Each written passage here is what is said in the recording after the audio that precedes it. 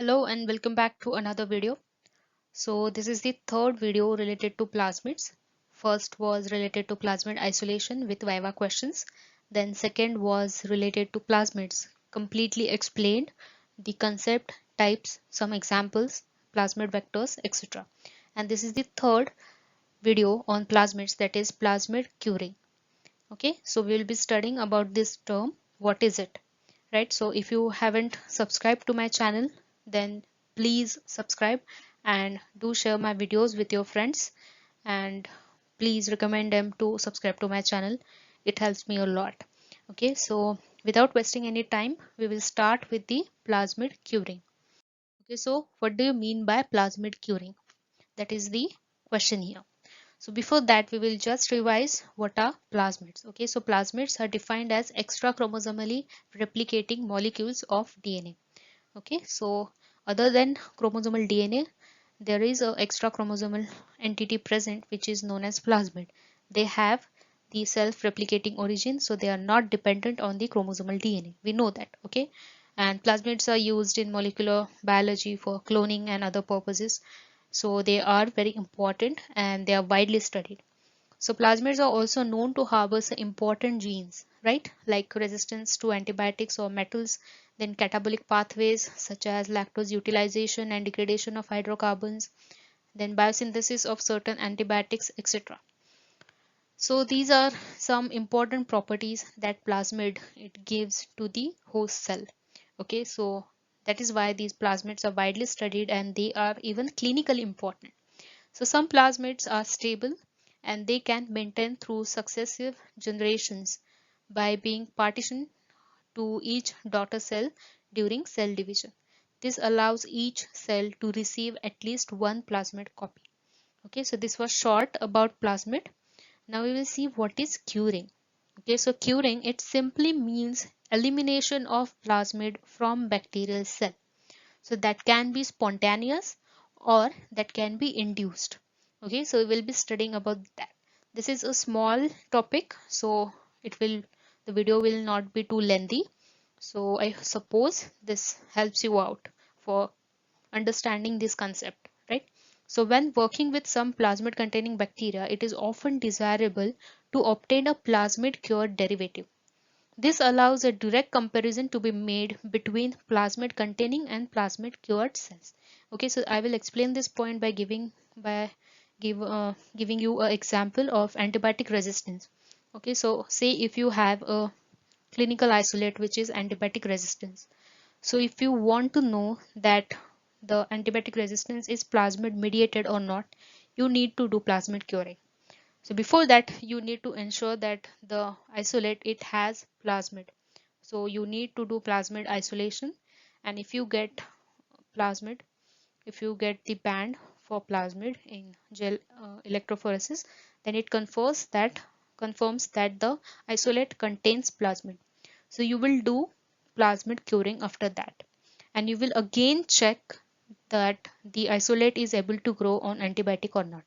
Okay, so if the given clinical isolate is having antibiotic resistance, so your isolate will grow on that particular antibiotic. But when the plasmid is cured from that particular isolate, it will not grow on the antibiotics plate. I hope you are getting this. Okay, so just to revise it quickly, once the plasmid is cured, your antibiotic resistant bacteria will not be able to grow on antibiotics. Okay, so this allows the direct comparison to be made between plasmid containing and plasmid cure cell. Okay, so once you got the results that says that your isolate is now not able to grow on a plate of antibiotics, it shows clearly that the antibiotic resistance is plasmid mediated. Okay, so for this kind of studies, plasmid curing it helps a lot. Okay, so some plasmids they undergo spontaneous segregation and deletion. Okay, that means they get separated spontaneously and they get deleted. That means the bacteria tends to lose the plasmid. Okay, however, the majority are extremely stable and they require the use of curing agents or other procedures like elevated growth temperatures, thymine starvation, etc., to increase the frequency of spontaneous segregation and deletion. Okay, so we use some of the agents, like we use some agents for mutations, we use some chemicals or some agents for plasmid curing as well. Okay, so the usefulness of curing agents is unpredictable in many bacterial strains, as there are no standard protocols available or applicable to all plasmids. Okay, you cannot say that this particular curing agent will work best for all bacteria. Okay, because each and every curing agents, their concentrations or say other parameters, their application and all, it differs. Okay, so you cannot say that there is a standard protocol or you can use this particular protocol for all plasmids, all bacteria. Okay, so however, there are some procedures that have provided good results with certain species. Okay, so protocols for curing plasmids consist frequently of exposure of the culture to sub-inhibitory concentrations of some chemical agents. So now what do you mean by sub-inhibitory concentration? So it is a concentration that is below 1, capable of inhibiting the detectable growth and replication of microorganism. Okay, so that the concentration which is just below of that concentration which inhibits the growth of microbes, that is known as sub-inhibitory concentration. Okay, so examples of such chemical agents are acridine orange, acreflavine and SDS, or to a super optimal temperature followed by selection of cured derivatives. Okay, so there is one core paper by J. Travers related to plasmid curing in bacterial cells.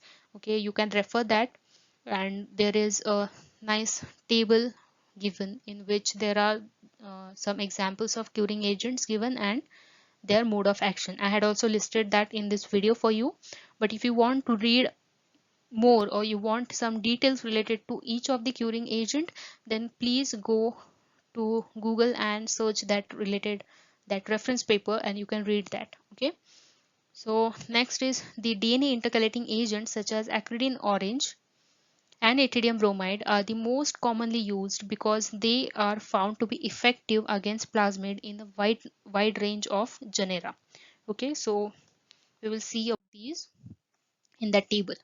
The efficiency of curing can also vary widely depending on the plasmid and the particular bacterial host carrying it, right? So depending on the characteristics of the bacteria, the curing, it depends. The agent may interfere directly with the plasmid replication, as occurs with the heat induced curing of certain temperature sensitive plasmid, or curing of them by acridine or ethidium bromide. Okay, so these curing agents, they actually go and interfere with the replication of plasmid. Okay, they will not uh, give burden to the host cell, they will go and interfere with the plasmid, and that tends to lose that plasmid. Okay, so alternatively, curing may interfere with the growth of plasmid carrying bacteria, thereby allowing spontaneously arising plasmid less segregants to become predominant. This occurs in certain instances of curing by acridines, then sodium dodecyl sulfate and urea. Curing by mitomycin C is also effective. Okay, so we will see these examples in this table, so it will be easy for you to remember and understand. Okay, so first there are 4 examples which are of intercalating dyes. Okay, acreflavine, then quinacrine, acridine orange, ethidium bromide. So the mode of action is inhibition of plasmid replication. Okay, then there is cumormycin and novobiocin, which inhibits DNA gyrase dependent supercoiling of plasmid. Then the mode of action of mitomycin is the metabolic activation followed by nucleophilic attack on purine bases. Okay, then rifampicin, it inhibits the RNA polymerase.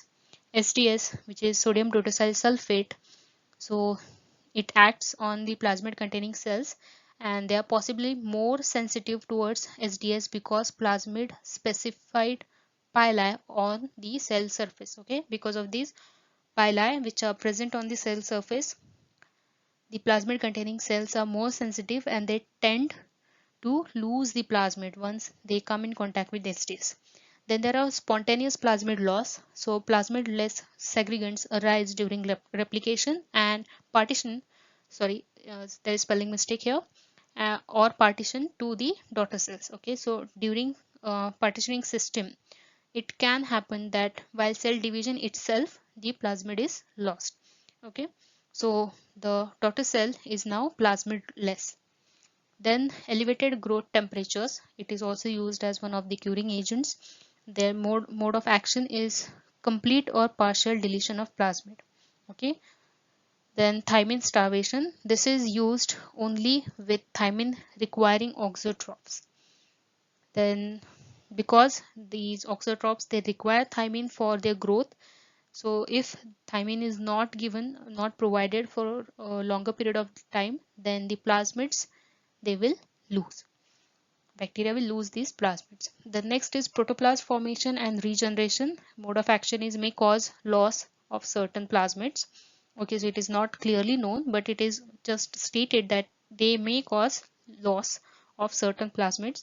And incompatibility curing. So this is the term which is very important in case of plasmids, that is plasmid incompatibility. Okay, so if there are same or related plasmids present, say there are two plasmids which are related to each other, so they are unstable, and that is why one of the plasmid has to thrown away by the bacteria, right? So that is the incompatibility curing.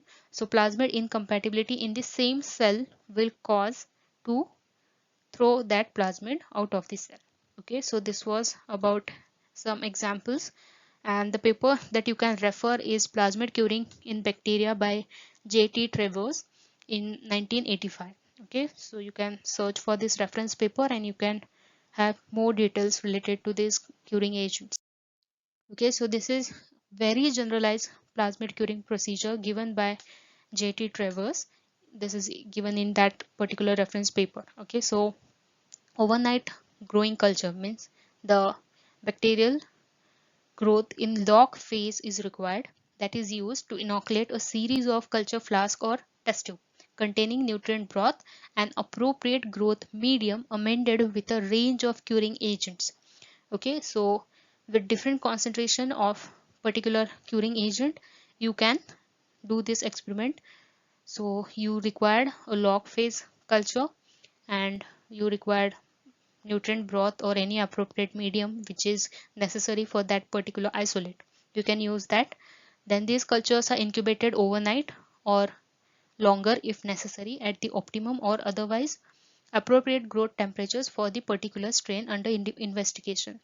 So culture tube or flask displaying observable turbidity or containing containing the highest concentration of curing agent is used to plate out the dilutions on nutrient agar or other similar medium. Okay, so the one which displays slight turbidity and the tube, if it is having the highest concentration of the curing agent, then you select that particular tube or flask and you do plating.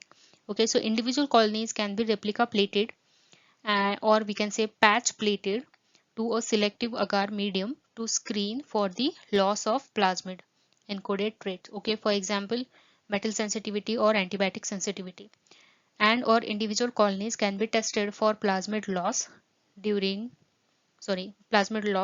a microscale plasmid isolation procedure. Okay, so you can go for plasmid isolation or you can just simply replica plate or patch plate these isolates which you get on dilution plating. Okay, so you will replica plate those on general media and another plate which has antibiotic and media. Okay, so one which is able to grow on nutrient medium but which is not able to grow on antibiotic and nutrient medium, there you can say that plasmid curing is obtained and you have done it successfully. Okay, so this was about plasmid curing. Thank you for watching, And do like these videos, share these videos with your friends, and do subscribe to my channel. Thank you so much.